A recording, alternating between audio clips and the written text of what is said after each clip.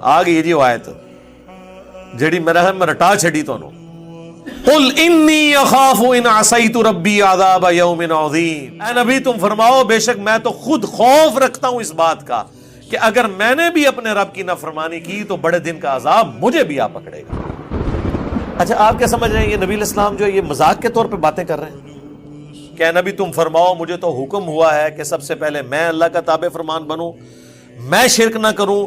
میں خود اس بات سے ڈرتا ہوں کہ اگر میں نے اللہ کی نافرمانی کی تو اللہ کا عذاب قیامت کے دن کا بڑا عذاب مجھے آ پکڑے گا۔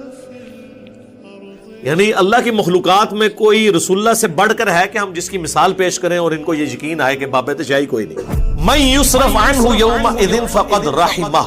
جو اس دن عذاب سے بچا لیا گیا تو یقیناً اسی پہ اللہ نے رحم کیا۔ وذالک الفوز المبین، اور یہی ہے کھلی کامیابی۔